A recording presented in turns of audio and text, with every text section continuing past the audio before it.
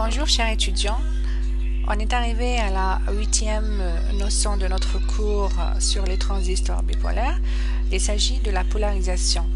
Dans cette partie du cours, il faut apprendre trois notions, ce qui sont la droite de charge, la droite d'attaque, le point de fonctionnement, les circuits de polarisation. Il faut savoir que cette partie du cours, elle est très importante et par la même occasion, elle est un peu difficile. C'est-à-dire là, on passe à un nouveau cap de difficulté. C'est une notion très importante parce que si on ne la maîtrise pas, on ne peut pas aller plus loin dans ce cours-là. C'est pour cela que je vous ai proposé la dernière fois de faire une petite pause. Une pause sous forme d'exercice, ça nous permettra de mieux assimiler toutes les notions qu'on a vues jusqu'à maintenant et de faire de prendre un peu de recul pour pouvoir revenir et avancer dans le cours. Alors, l'énoncé de cet exercice. On nous demande de calculer IB, IC et VCE en supposant que le transistor fonctionne en mode actif et que bêta est égal à 50. Voilà, avec ce circuit-là.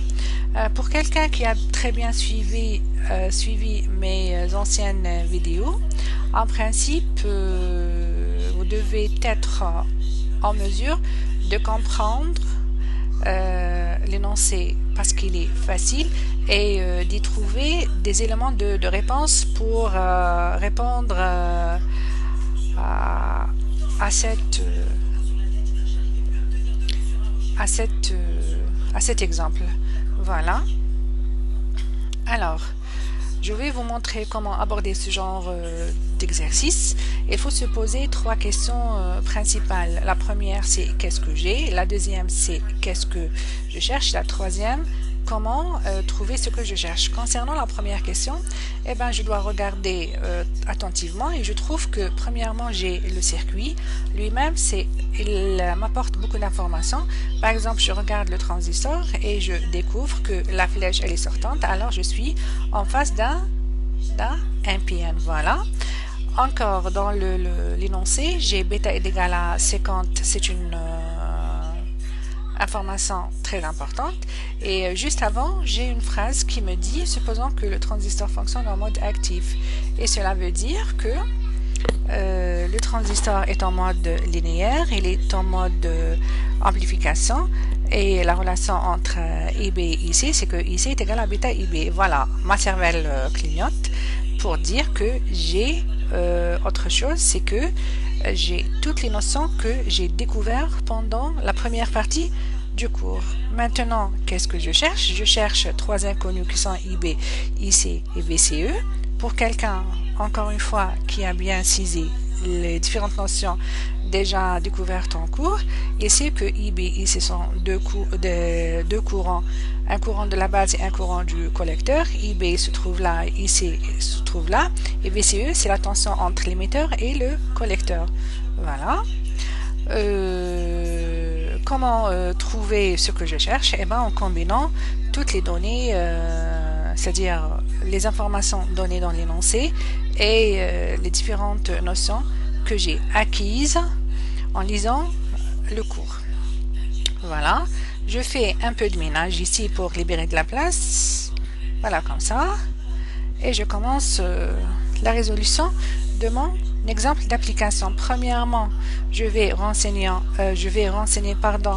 le circuit en mettant tous les courants, les tensions et en donnant voilà.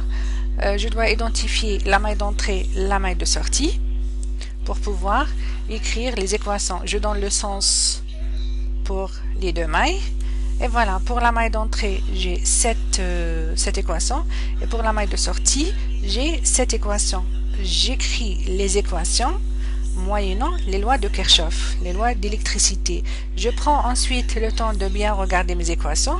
Qu'est-ce que je découvre? Je découvre que j'ai deux équations, mais j'ai quatre inconnus. IB, VBE, IC et VCE. Ça pose problème parce que pour pouvoir résoudre un système à deux équations, il me faut seulement deux inconnus. Alors, comment cela peut être résolu? J'ai deux équations, 4 inconnues.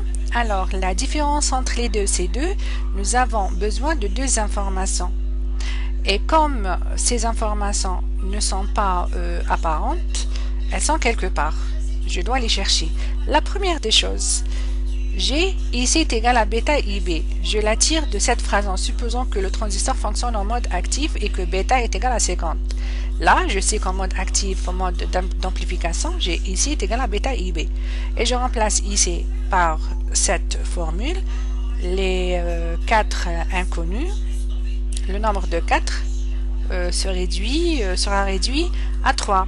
La deuxième information, vous ne l'avez pas directement, mais je vous la donne, c'est que VBE ici, c'est une jonction PN, c'est une diode.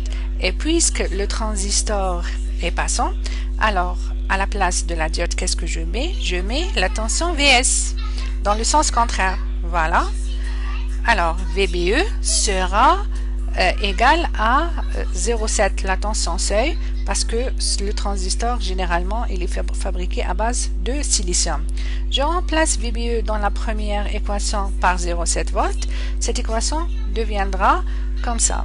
V1 moins RB moins 0,7 est égal à 0. C'est une équation à une seule inconnue IB. Je peux calculer directement la valeur de IB comme ça. Qu'est-ce que je fais de cette valeur?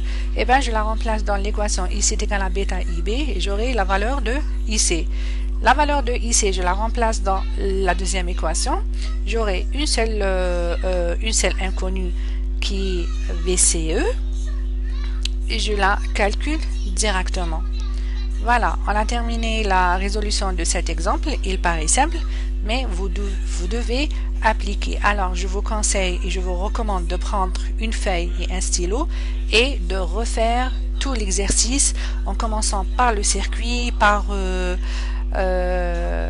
vous devez commencer par renseigner le circuit, les courants, les tensions, les mailles, etc. avant de passer aux équations et à leur résolution. Voilà, ceci dit, j'attends vos questions et vos remarques et vos propositions. Merci et à la prochaine, Inch'Allah.